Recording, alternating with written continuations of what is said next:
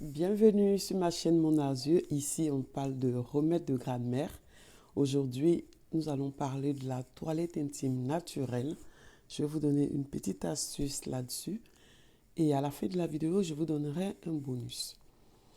Alors donc, pour une petite toilette intime naturelle pour pouvoir enlever les odeurs, les démangeaisons, rendre le yoni sucré, pas d'irritation, on va le faire avec le miel. Donc, on va prendre soit une bouteille ou une calebasse, pour ceux qui connaissent la calebasse, mais évitez de le faire dans un récipient en fer. Dans un récipient en fer, c'est pas possible. Ou soit dans une bouteille en verre, oui. Donc, vous allez mettre de l'eau tiède, vous allez rajouter du miel.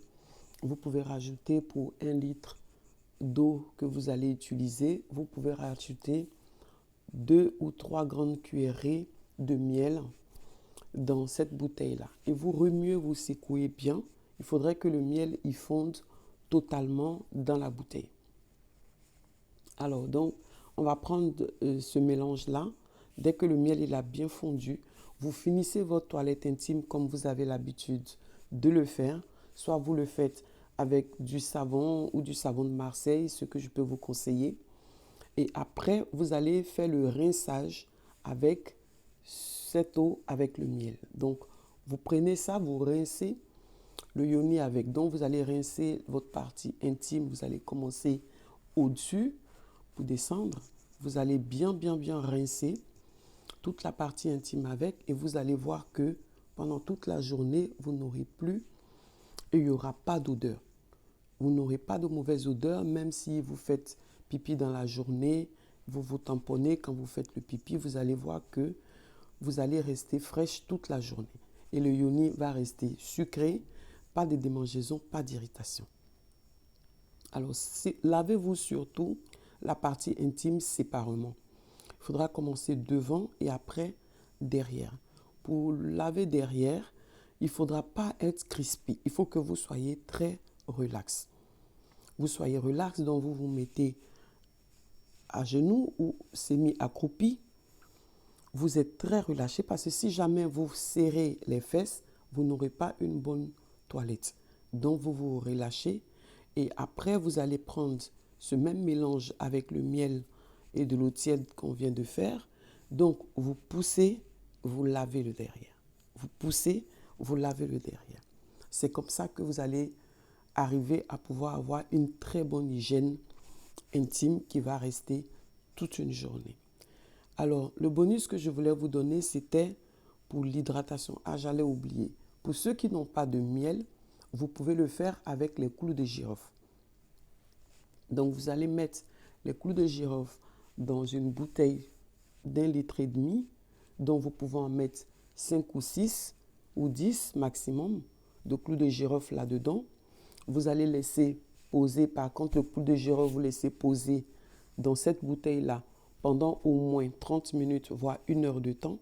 Et après, vous allez retirer le clou de girofle parce qu'on n'a besoin que du jus que ça va faire. Et c'est avec ce liquide-là, ce jus-là, que vous allez faire la toilette de la manière dont je viens de vous expliquer, devant comme derrière. Alors, pour l'hydratation de la partie intime, il ne faut pas faire l'hydratation de la partie intime en étant arrêté, en étant debout. Il faut la faire allongée. Allongée, les jambes bien écartées. Donc, on prend, si vous avez un miroir en face de vous, c'est parfait. Si vous n'avez pas de miroir, vous prenez la crème, vous la mettez sur le pli des cuisses. Vous allez mettre légèrement sur les lèvres, délicatement. La crème, vous la mettez toujours à l'extérieur, pas à l'intérieur. Et après, vous allez mettre sur la cuisse interne, à l'intérieur de la cuisse. Donc, vous allez bien masser l'entrejambe. Voilà, vous allez bien hydrater l'entrejambe.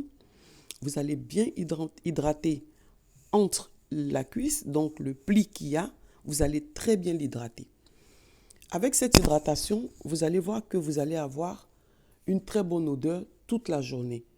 Il n'y aura pas de mauvaise odeur, vous n'aurez pas de surprise dans la journée, en fin de journée où vous sentez mal ou vous n'avez pas une bonne hygiène intime.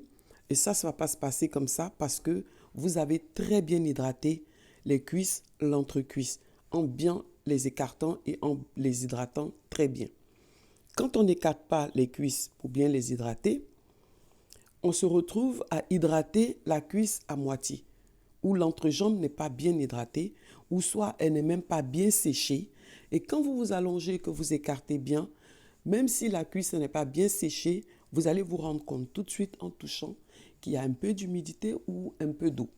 Donc il faudra très bien sécher les entrejambes et les hydrater comme je viens de vous dire. C'est tout pour moi aujourd'hui.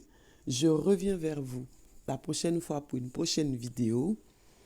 Là, je ferai une vidéo sur la toilette intime dans le lit. Si vous avez quelqu'un qui est malade, qui est alité, qui ne peut pas s'élever ou un enfant, je vous expliquerai comment faire la toilette d'une personne alitée, une personne qui est couchée dans le lit. Je vous expliquerai mieux. Partagez la vidéo, abonnez-vous, likez pour pouvoir agrandir la communauté. Sur ce, je vous salue.